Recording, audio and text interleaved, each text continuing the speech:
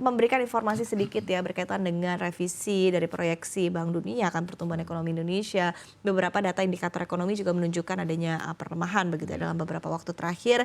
Nah, dari pelaku industri sendiri menilai kondisi ekonomi saat ini begitu seperti apa sebetulnya Pak Anton?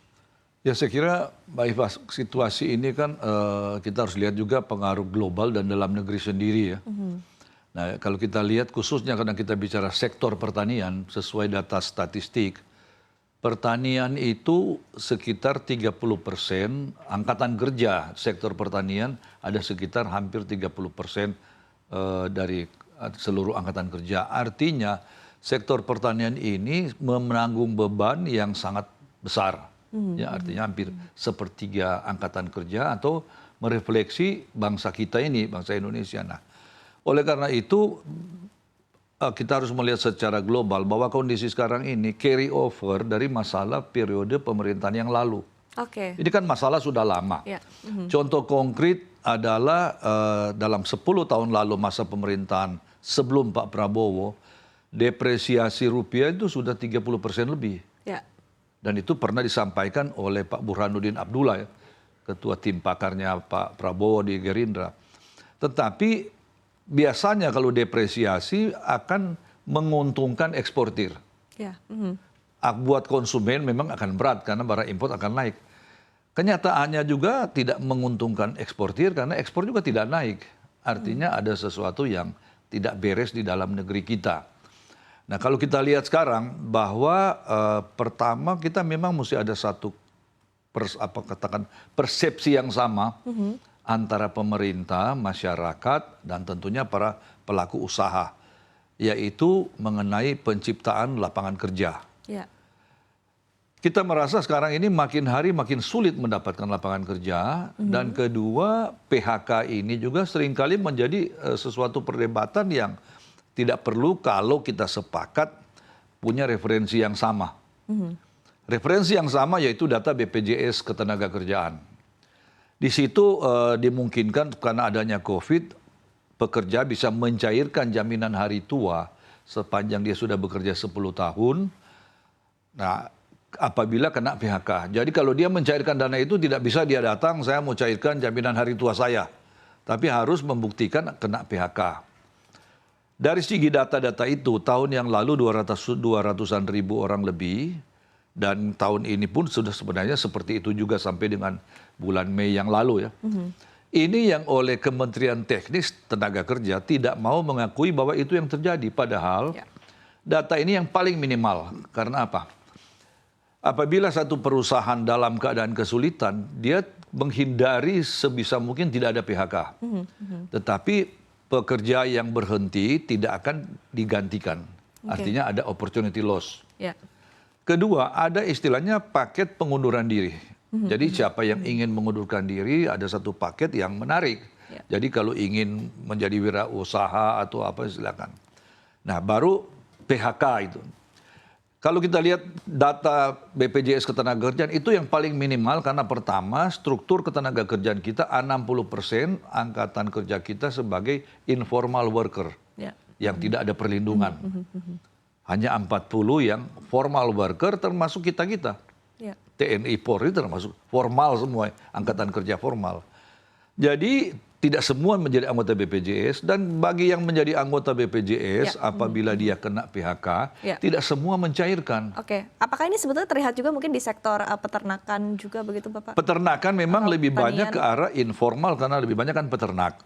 Nah persoalan sekarang akibat daripada ekonomi melambat, PHK banyak dan seterusnya, dan angka kemiskinan ini. Kita boleh tidak senang dengan data Bank Dunia yang mengatakan sebegitu besar walaupun sebenarnya ada dasarnya kan.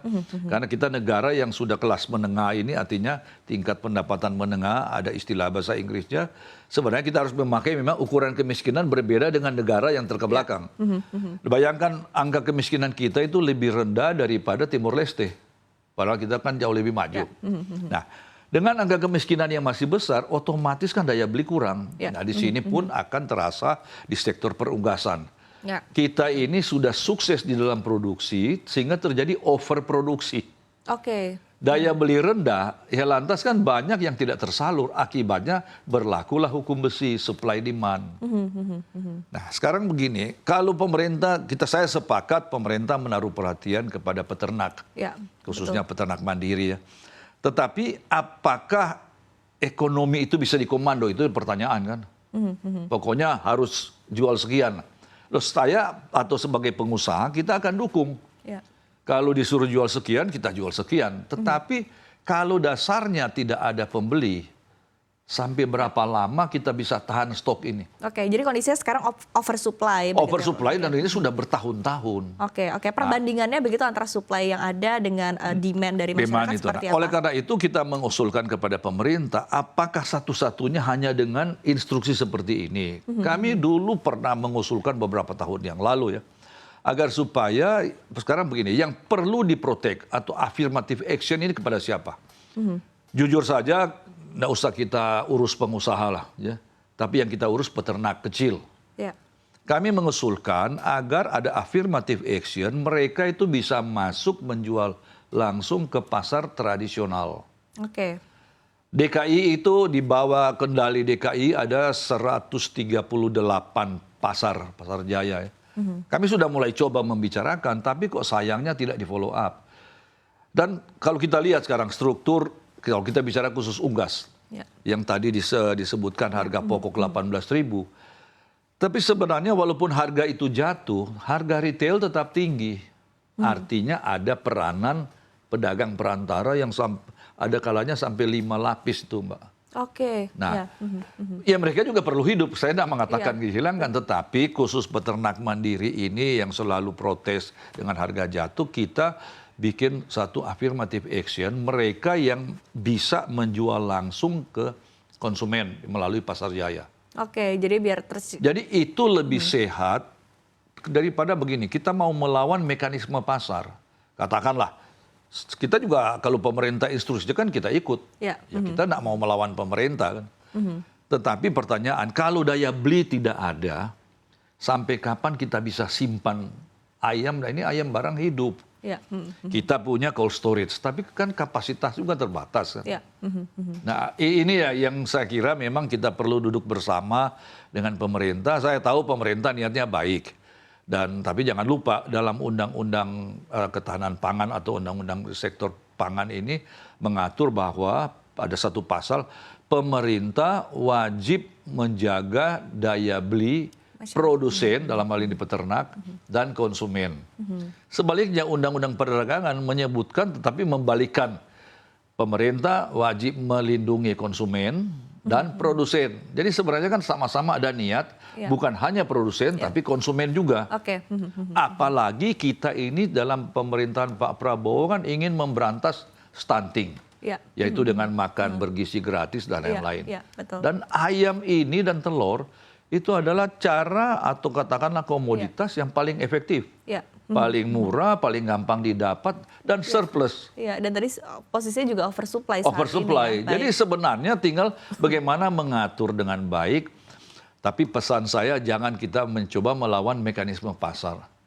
Kita harus mempelajari dan affirmative action memang perlu. Tetapi apakah hanya satu-satunya?